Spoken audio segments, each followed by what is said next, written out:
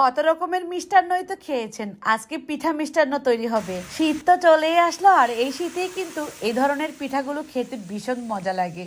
তো আজকের এই মজাদার পিঠাটা তৈরি করা খুবই সহজ, অল্প সময়ে তৈরি করা যায়। কলা পাতার পিঠাও বলা যায় এই পিঠাটাকে।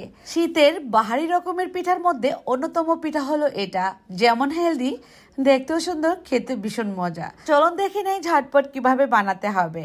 এবার একটা প্যানে নিয়ে নিচ্ছি 1 কাপ পরিমাণ চিনি, এর মধ্যে দিয়ে দিচ্ছি 1 কাপ পরিমাণ গাজর। এই গাজরগুলো আমি স্লাইস করে কেটে এভাবে করে কেটে নিলাম, আপনার পছন্দ মতো কাটতে পারেন। চিনির মধ্যে এই গাজরগুলোকে একটু আমি ক্যারামেল কালার করে ভেজে নেব, এতে করে গাজরটাও সেদ্ধ হয়ে যাবে আর চিনিটাও ক্যারামেলাইজ হয়ে যাবে। একটু সময় নিয়ে এই কাজটা করতে হবে, এতে করে কালারটা সুন্দর আসবে। লক্ষ্য করলে বুঝতে পারবেন খুব সুন্দর একটা কালার চলে আসছে। এই জায়গায় চিনির পরবর্তীতে চাইলে কিন্তু আপনারা গুঁড়ো ব্যবহার করতে পারেন। এবার আমি 1 লিটার দুধ জাল করে রেখেছিলাম ঘন করে, সেই ঘন দুধটা দিয়ে দিলাম, দিয়ে অনবরত নাড়তে থাকবো। যখনই চিনিটা মিশে যাবে এর মধ্যে দিয়ে দিচ্ছি 2 টেবিল চামচ পরিমাণ আতপ চালের গুঁড়া, আরও দিয়ে দিচ্ছি পোলায়ের চালের গুঁড়া 3 থেকে 4 টেবিল চামচ পরিমাণ। এই পোলার চালটাকে ভিজিয়ে রেখে চাইলে ব্লেন্ডার জারেও করে নিতে পারেন আপনারা, বা আপনাদের পছন্দ মতো মেশিন থেকেও কিন্তু করিয়ে আনতে পারেন।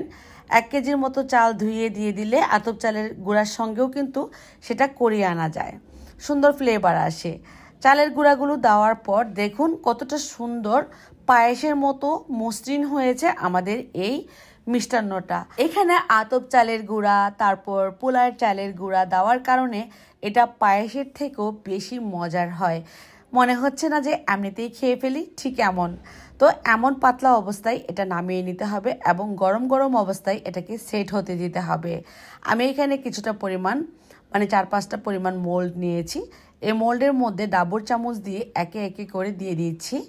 এই তো খেয়াল করলেই বুঝতে পারবেন।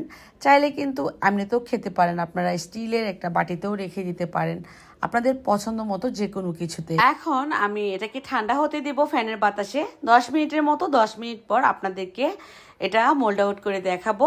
এই যে অটোমেটিক কিন্তু এটা উঠে যাবে। আমি আবারও বলবো, এবারে শীতে আপনারা কিন্তু এটা বানাতে ভুল করবেন না, মানে মিস করবেন না। কলা পাতার মধ্যে নিয়ে নিলাম, কতটা সুন্দর দেখাচ্ছে তাই না?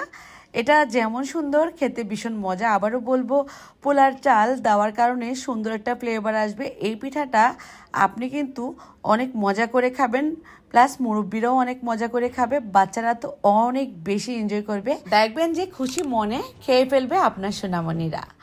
তো কেমন লাগলো আজকের রেসিপি কমেন্টে লিখে জানাবেন। ভালো লাগলে অবশ্যই শেয়ার করে দিবেন। সবাই অনেক বেশি ভালো থাকবেন, সুস্থ থাকবেন।